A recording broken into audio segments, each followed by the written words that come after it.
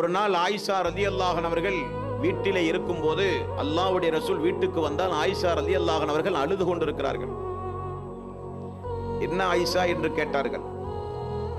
யா ரசூலல்லாஹ், இப்பொழுதுதான் ஒரு பெண்மணி வந்து விட்டு சென்றால், அந்த பெண்மணி நடந்து கொண்ட அந்த முறையை பார்த்து என்னால் தாங்க முடியவில்லை, ஆகவே அழுகிறேன் என்றார்கள் ஆயிஷா ரலியல்லாஹு அன்ஹா.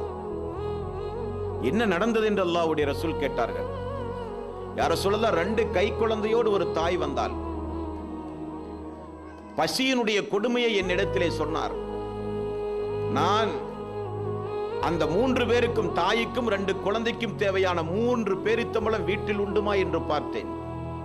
வீட்டில் இருந்ததோ 2 பேரித்தம்பழம். யா ரசூலல்லாஹ், 3 பேரித்தம்பழம் இருந்தது. யா ரசூலல்லாஹ், நான் அந்த 3 பேரித்தம்பழத்தையும் கொண்டு வந்து அந்த 2 குழந்தைகளுக்கும் அந்த தாய்க்கும் கொடுத்தேன். குழந்தைகள் அவசரமாக அந்த பேரித்தங்கனிகளை குழந்தைகள் தின்றது. 3வது இருக்கிற பேரித்தம்பழம் தாயாகிய தனக்குரியது என நினைத்து அந்த தாய் உண்ண போகும்போது அந்த குழந்தைகள், தாயே அதுவும் எங்களுக்கு வேண்டும் என்று கேட்க, அந்த குழந்தை தனக்குரிய பேரித்தம்பழத்தை 2ஆக பீத்து பாதி 2 குழந்தைகளுக்கும் கொடுத்து அவள் பட்டினியாக நின்றாள். யா ரசூலல்லாஹ், மீண்டும் நான் வீட்டுக்கு சென்று அந்த தாய்க்கு ஏதாவது கொடுக்க முடியுமா என்று பார்த்தேன். நமது வீட்டில் ஒன்றுமே இல்லை யா ரசூலல்லாஹ் என்றாள்.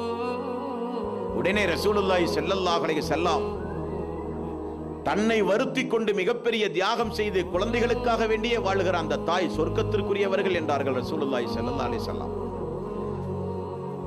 இன்றைக்கு ஆடம்பர பொருள்களை வாங்கி குவிப்பதற்காக, வசதிகளை பெருக்குவதற்காக, உலகத்தில் அண்டை வீட்டு பெண்ணை விட நாம் வசதியாக இருக்க வேண்டும் என்பதற்காக, நமது உறவினர்கள் எல்லாம் சந்தோஷமாக இருக்கும் போது நாம் எப்படி ஏழை எளியவர்களாக இருக்க முடியும் என்பதற்காக, சமுதாயத்தில் நம்முடைய அந்தஸ்தை உயர்த்தி காண்பிப்பதற்காக, நாமும் நம்முடைய கணவன்மார்களும் நம்முடைய பிள்ளைகளும் சந்தோஷமாக இருக்க வேண்டும் என்பதற்காக ஹராம் ஹலாலை கூட பார்க்காத குடும்பங்கள் இந்த சமுதாயத்தில் எத்தனை பேர்கள். 1000 காரணங்கள் அந்த அன்றைய கால பெண்களுக்கு இருந்தது. ஹராமான வாழ்க்கையை தேடிக்கொள்வதற்கு 1000 காரணங்கள் அன்றைக்கு பெண்களிடத்தில் இருந்தது. உண்பதற்கு அன்றைக்கு உணவில்லை, அங்கே உடுப்பதற்கு அங்கே உடை கிடையாது, நல்ல வீடுகள் கிடையாது, நல்ல சந்தோஷமான வாழ்க்கை கிடையாது. இருந்தாலும் அந்த குடும்பம் அல்லாஹ், மறுமை, சொர்க்கம், அல்லாஹ்வுடைய ரசூல் என்று 24 மணி நேரம் வாழ்ந்தார்கள் என்றால் அவர்கள் சொர்க்கவாசிகள். அந்த பாடங்களையும் படிப்பினைகளையும் நாம் பெற வேண்டும். நம்முடைய சகோதரிகளுக்கு சொல்லிக் கொடுக்க வேண்டும். வளர்ந்து வருகிற நம்முடைய பிள்ளைகளுக்கு இப்படிப்பட்ட வரலாறுகளை போதிக்க வேண்டும். உம்மு சலமா அவர்கள் யார்? உம்மு சுலைம் யார்? அல்லாஹ்வுடைய ரசூலுடைய மனைவிமார்களுடைய வாழ்க்கை வரலாறு, சஹாபாக்களுடைய பெண்களுடைய வாழ்க்கை வரலாறு, சஹாபாக்களுடைய மனைவிமார்களுடைய வாழ்க்கை வரலாறு, போர் காலங்களில் பெண்கள் எந்த அளவுக்கு போர்களிலே போய் பங்கெடுத்து போர் காயங்களோடு போர் காலங்களில் பாதிக்கப்பட்ட மக்களுக்கு மருத்துவ உதவி செய்கிறார்கள், குடிப்பதற்கு தண்ணீர் கொண்டு போய் கொடுக்கிறார்கள்.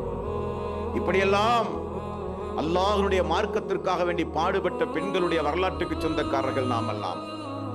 ஆகவே தாய்மார்களே, பெரியோர்களே, எந்த காலத்திலும் அல்லாஹ்வுடைய மார்க்கத்தை மறந்து விடாதீர்கள்.